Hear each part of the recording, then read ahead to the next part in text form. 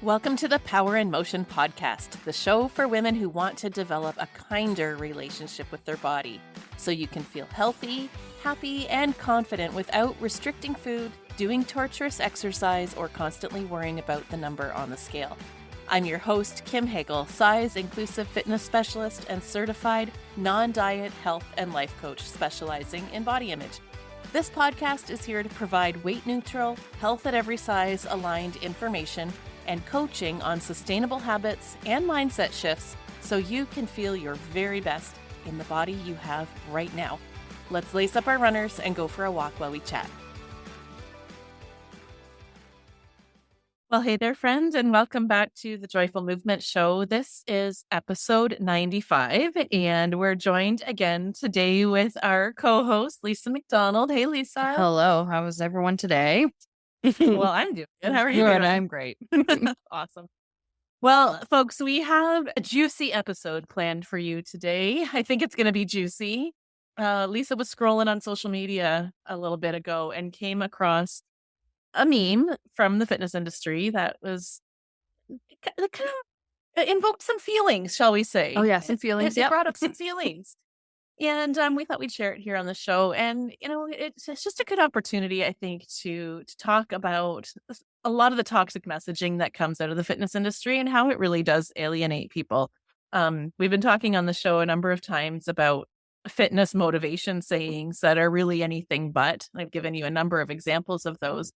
But every once in a while, we come across a real zinger. Mm-hmm. And it's not only unmotivating, it's just nothing but shaming. So I'll quit rambling. Would you like to share what you read? I can dig in. And like you said, normally you see it, you keep moving. This one, not so much. So it was a meme about this guy who loves their gym. They have a coach. He's in the best shape of his life.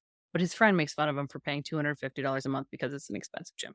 Okay. So he shares a story that his friend pays $10 a month at a discount gym. And he rarely goes. When he goes, his friend says he half-asses it and that he's overweight. So then the guy goes on to say that he was talking to someone about his finances, and someone says, your friend can't believe you pay $250 a month to be in great shape. Well, I can't believe your friend is willing to stay fat for $240 a month. So like I said, when I read this, normally you just keep on scrolling when it's something you disagree with or you don't like, but this one stopped me in my tracks. I was like feeling all the feels. Mm-hmm. What kinds of feelings? What came up for you? I felt like shame for being the fat, overweight friend, I suppose, and being like told I'm not doing enough by this random meme on the internet. I guess it was like the shame in like for not paying more to be in the best shape of my life, for not trying harder to do what someone else says will make me thin, in theory. Yeah. Then I got angry because I know that these thoughts aren't true for me on any level. But even though I've done a lot of work over the years, this was it really, really hurt, right? Mm-hmm. Yeah. I heard a lot of assumptions being made in that one little statement. A lot of assumptions about this person's health, about their priorities, about what they're doing when they go to the gym. So let's talk about the guy who's paying $10 at the discount gym. Yes. Whose friend says he half-asses it to remain overweight. That's another big thing for me. Yeah. Mm-hmm. So there's a whole bunch of things here to dig into. And we're going to get deep with this because there's a lot. When the person reading these memes receives it, there is a lot that goes through their mind in a flash. Like anger comes up, but then when you explore, there's all these thoughts underneath. So what are you thinking about the guy who is supposedly half-assing it at the $10 gym? Well, he's being judged for not trying harder. Yeah. And so then I reflected that on myself. Yeah. Not trying harder to be what someone else thought was ideal. Mm-hmm. It comes down to that gross assumption that the only reason we exercise is to change our bodies, right? So, and this is so layered that, first of all, $10 a month is not enough to pay for quality results. No. And let's just put that one to bed. Like, I think that you get out what you put into any program. So whether you put in $0 or $10 or $250, it still comes down to the participant and what they put into it, right? Yeah. What they value. And what they're looking to get out of it as well, because Mhm. these two people might have entirely different priorities with their health. Yeah. Well, like, I mean, assuming that the guy, they just have different priorities. Mhm. Mhm. You can only assume so much because it was just a meme on the internet. But Yeah. this is what I'm reading into it. Right. I think the thing that really rubs me the wrong way is this friend who is paying the big bucks to go to the expensive gym and has a coach is making an assumption about the friend who's going to the discount gym, who's in a larger body, and he's assuming this guy is half-assing it. I'd like to know, how does he really know that? Mhm. Is he just believing that his friend is half-assing it because his body's not changing? Yeah. And I think that's what often happens, right? Mhm. Is we see somebody working out, we see somebody who's joined a fitness program, and we expect that because they're doing that, their body's going to change. And if their body doesn't change, it's like, well, they must not be committed. They must be half-assing it. They're not putting the work in. It's not working. Mhm. Yeah, that sounds like how people probably judge me personally. And so I think that might be why Why it's you affected me as reacted. much as it did. Yeah. Mhm. Have you encountered that since you and I work together on a personal training level? So you are investing Mhm. in a significant way, but do you come across that verbally or just assumed that people? If I haven't personally realized it, if anyone is thinking it. That's good. So Good. enough of my family and friends know not to make any comments like that, which is lucky. Because I have said in the past, I do have a very good support system. But they might be thinking it for all I know. Who knows? Chances are they're not. If you have good people in your life, right? And they know your boundaries. But also it's an ingrained Mhm. it's an ingrained like experience. Some Yeah. people just assume it, and some people have learned it and lived it for so long it's hard to break. Yeah. But it's one of those things. People, personally, you don't work out to necessarily lose weight. You work out to feel strong and get better stamina Yeah. and be able to keep up with your kids. But if losing weight is a side effect of that, it is what it is. It's not a good Exactly. or bad thing. It's just a Mhm. neutral Mhm. Mhm. response to working out more. Yeah. Yeah. So I think that's the first assumption that came up for me when I heard you read this, is that he's assuming that the guy isn't putting the work in because the weight isn't changing. But the second part of it, about the assumption that he's half-assing it, I would love to know the real story here and ask the guy, did you see him working out or not? Mhm. And probably you didn't, and you're just making an assumption based on weight. But if you did, and I would like to talk about this because I just completed the size inclusive fitness specialist course with Louise Green. And we talked about how people in larger bodies, and this is just a neutral fact, have to work so much harder to do the same thing as a person in a smaller body. It's Newton's, I think, second law. I don't know. Physics was a long time ago, but it was one of those Newton's laws where mass times acceleration equals the force. So when you take a person who's of larger size and they move faster, they're going to be exerting more force. They are working harder. So it might look like they're moving slower than the person in the smaller body, but they are actually exerting a whole lot more effort. They are not half-assing it. No. And like you say, sometimes bodies simply don't change. Like No. we land at the body size that our genetics predetermined for us. That is like the most comfortable place for our body to live at. And just because our body doesn't change is not an indication of how hard we're working. No, not at all. And it's like, it's proven every time you see anything about dieting or anything else. There's a reason why very few people stay at that dieted weight, because their body isn't comfortable there. Mm-hmm. It's like a survival instinct. Mhm. When your body is losing weight, your body automatically triggers you to feel more hunger. Yeah. So that you eat more to keep your body where it's comfortable weight wise. Mm-hmm. Yeah, it is. It's survival. Like our body actually can't physically tell the difference between true starvation or famine and imposed restriction for the sake of weight loss. It all feels like we're starving. Right? Mhm. So our body does what it needs to do to hold on to every little bit of energy so that we feel safe. And yeah, body diversity is a real thing. So that's the first part of this, is we don't want to make assumptions about someone's health or how hard they're working or their priorities in life simply because their body's not changing as a result of their exercise. Mhm. I'd love to talk about the money part of it too, though, because that was the other layer to this meme, was that there was a real value placed on the $250 gym membership. And I Mhm. mean, I don't care what a person spends on their physical fitness, but there seems to be a real value placed on that. Like the more you pay, the better you get, and that you should be prioritizing physical fitness as high as anything else in your life. And if you are not, then there's something wrong with you, or you don't value your health as much as you should. Mhm. Did anything stir up when you read that about the 250 versus the $10? Absolutely. And it goes like, for me, like, this guy has the privilege of being Mhm. able to spend what he wants to spend on a gym. And not only that, he has the time to spend it there. Mhm. Mm, Yeah. I find privilege in being able to do what you legitimately want to do Yeah. is huge. Yeah. And it's something that I don't think a lot of people consider. No. Yeah, I think a lot of times it's dismissed as a question of priorities, and real life isn't taken into consideration. Like it's Or another excuse. Mhm. And not to say that the person paying 250 doesn't have to make some Oh, sacrifices to certainly. make that happen. Yeah. However, not everybody has the privilege of even making those sacrifices, right? That's If right. your priorities come down to choosing whether to buy the green peppers or the red peppers because the green peppers are less expensive, right? Or whether to buy new shoes this month for all of the kids or spreading them out over 3 months, like then you're not really in the situation of even be able to consider a $250 a That's month right. gym membership. Yeah. Sometimes it's just completely out of reach. Mhm. Yeah. And I think a lot of times that's really um, overlooked, and then people are looked down upon Mhm. as though they're not making good choices.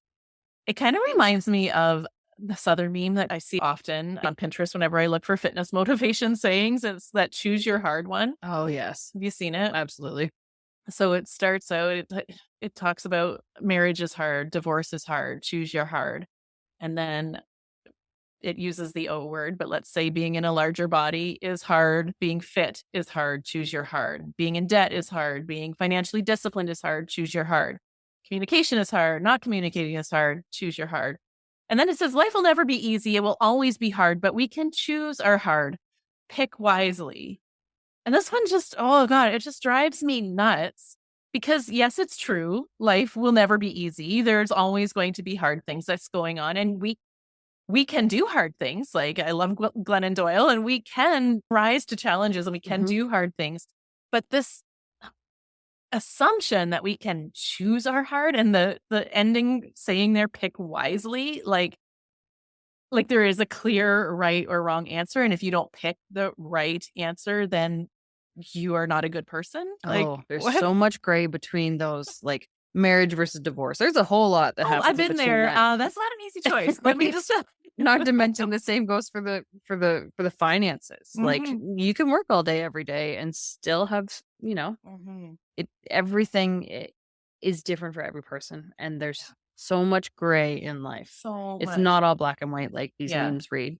Yeah. And I think that placing so much morality on one choice being the good or bad, like who are we to Oh be so yeah. righteous? Oh, exactly. Like who are you? Like Mhm. just like take the marriage one. Like I'm assuming they're saying that staying married is the better choice. How do you know? Oh How do you yeah. know in any Divorce situation? could absolutely be the right choice. Mhm. And the I was gonna say the easy choice, but no. It's Still never not an easy choice, easy. but sometimes it Mhm. might be the best choice, Mhm. right? And but when they talk about being in a larger body and being fit and choose wisely, like, oh God, like one is they're not mutually I exclusive. was just about to say you can be in a larger body and be fit. Right? Absolutely you can. And that it's just a simple choice, like to choose not to be fat. Why would anyone choose to make life harder for themselves? Because the world is not set up for people in larger bodies. No, It's it's just not. not. But also, it's okay if you're in a larger body. The world cannot tell you that you are less than because Mhm. of the size of your body. They should not tell You you that should. you are less than. They try They to, try but to. no, Yep. but they should not. Keep And reminding yourself that your body is not a decider of your worth. absolutely not. No, you cannot measure your value on the scale. And though we I don't believe that we can choose our body size. We talked about the genetics and all of that. We can't choose the size of the body that we live in, but we can choose what we do with that body, and we can be any size body and be fit. But also there is no morality to making that choice. Sure. You know what I mean? Like, if fitness isn't a priority to you for any reason, that is not for me to judge. Absolutely not. Like, that's your life. You get to decide what you're doing with this life. Absolutely. And that's, I think, what I really hate about these types of messages is they're so righteous and they really make people wrong for just existing. Absolutely. And it's like a personal attack sometimes when you read something that feels like that. So when that's shared, like, you don't know who's going to be on the other end of it and how damaging they could be realistically. Yeah. Yeah. I think they're put out there with the intention that it will motivate people to make a positive lifestyle change. An air quote good choice. Right. But we can never motivate someone from a place of shame and guilt and coercion and pressure and making them feel like they're less than. It might get you out the door for a little while, but it certainly won't result in long-lasting behavior change and feeling good about yourself. Is there anything else you want to add about this before we kind of... I think we covered a lot of different things. Yeah. Because I don't know, it is multifaceted, right? It doesn't, it's not just, like we said, it's not black or white. It's everything in the middle and how it affects everyone differently. So I would be up for some pointers to move on from those feelings if you have any for us. Okay. Well, I wrote down a few things that I want to leave you with.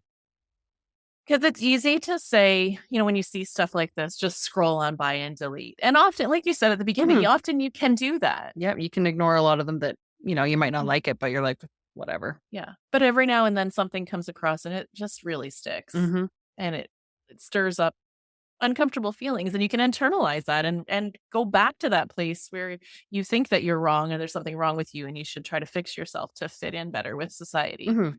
And so I want to equip you with some strategies for if and when that happens so that you can be resilient and not let these things take hold.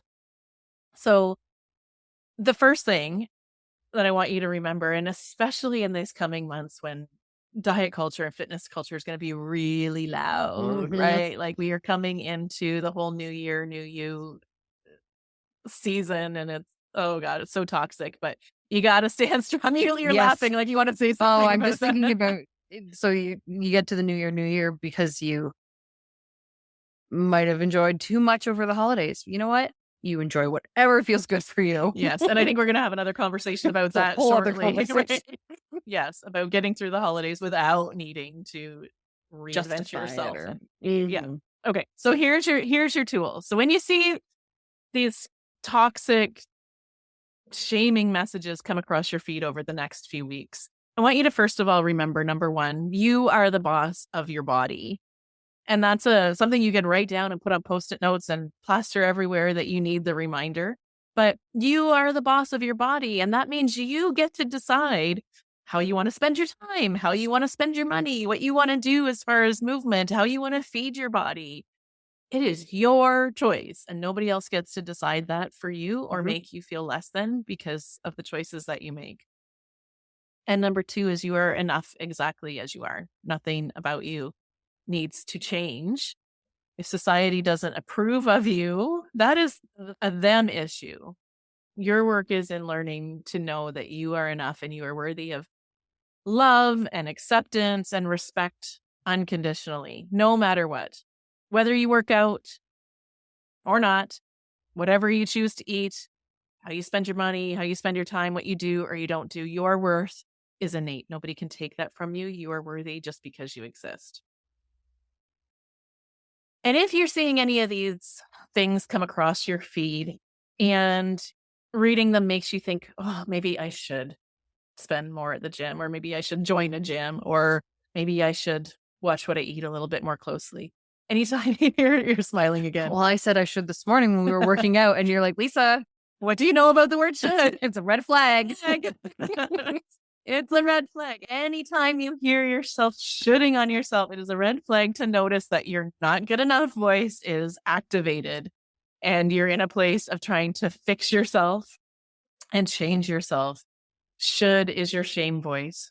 So whenever you hear should come up in your brain, try to switch it to go, I could. What was the thing you said you should do? Walking on my lunch break. Yep. Instead of I should go walking on my lunch break, what about I could go walking on my lunch break? And I could not also. That's where, Right. could. That's way better. Yeah, but it feels lighter when you It kind of feels like, so much better. yeah. Like I could do that if I want to, if I have the time, if it like I have the energy. But when you should, it's just like, yeah. But if I don't, there's something wrong with me. That's right. Right? Yep. Yeah. So could brings you into what matters to you, what choices are available to you. And then the other layer to this you can ask yourself is, what would I do if I knew that I was enough no matter what? Because should comes from I'm not good enough. But if you combat should with, well, what would I do if I knew I was good enough? It brings you into, well, I could do something or I could not. But either way, I'm not going to beat myself up for it. And then if you want to be moving more or making changes to your eating habits, if that is something that is a priority to you and a desire of yours, then I want you to really clean up your why. So check in with yourself and ask, am I motivated by guilt and shame here? And am I comparing myself to others? Am I feeling like I should do something, that I need to fix myself? And if that's the case, then I really want you to come back to like, why is this important to me? Why do I want to make these changes in my life? And instead of fixing, consider how making these changes will add to your life. How can it be an act of love and self-care to yourself? And then notice how that changes how you approach the new habits when you're coming at it from a place of loving yourself, caring for yourself rather than fixing yourself. I've just gone through that whole a lot of these myself. I am obviously here working with you twice a week, and it's to just improve how I feel. And as I'm feeling stronger, I'm finding that I do actually want to make more nourishing choices in my meals, just because why would I go work out all morning and then eat something to make me feel gross again? Like it just seems counterproductive. Yeah. Yeah. So it's knowing that adding some nutrition into your meals is going to give you that energy that you desire and help you feel your best to get you through the day and fuel your workouts so you get more from them. Right. That is like how this is going to add to my life. Absolutely. Not what should I do to try to lose weight. And this weight. is just my new self-care because it feels good and it makes me all sorts of positives that go along with it. Now, coming back to this meme, let's tie this up. When you read that and it stirred up all these feelings, what did you do to help bring yourself back to the truth, to what you know is true? So after I read it, I reminded myself that their opinion of me didn't matter. Whether it was the way this guy was judging the guy at the gym or whoever believes these things, what they think is not a reflection of what is real to me.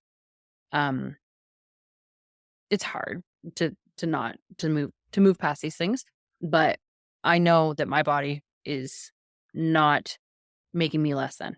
Like I am worth it, and I know these things, and I reminded myself of that.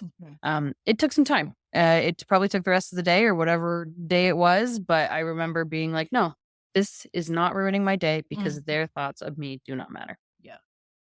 Yeah, it does. There are some emotions that need to be processed. And yeah, it might take some time to sort of filter those through your body and make sense of them. But at the end of the day, you can rest in, there is a whole bunch of assumptions and privilege and misinformation in that post. And you're right. It means nothing about you. Yeah. And the truth is that you are so much more than a body. You are worthy exactly as you are. And you are the boss of your body and you're making the choices that feel best for you. And no one can tell me that what I've chosen for myself is wrong. Exactly. Yeah. I think, and that's a really good note to finish on. Nobody else gets to decide what is right for any other individual. So when you see those posts come along, just keep that in mind that only you know what is best and right for you. That is a good one to finish on. Yeah. All right. Well, my friends, thank you so much for tuning in today from both Lisa and I. We really appreciate you being here, and we hope that you have a great week and you find some joyful movement in there. And we will see you back here next week with more Fitspo-free motivation. In the meantime, be well, and here's to your radiant vitality. Thanks for tuning into the Power in Motion podcast today. If you love what you're learning here, then I invite you to take the next step of embodying these concepts into your own life so that you can live your healthiest, happiest life and never again feel held back by your body. Coaching is the fastest, most efficient pathway to taking what you know in your head to actually applying it and seeing results. Whether you're looking to make changes around movement, food, body image, or all three, I'm here to help you nurture a kind, respectful, and trusting relationship with your body so you can feel your very best. Click the link in the show notes to book a free consultation, and together we'll uncover what's getting in the way of you having the results you want. You'll leave this call knowing exactly what you need to work on, and together we'll explore whether one of my coaching offers is a good fit for you. I can't wait to meet you.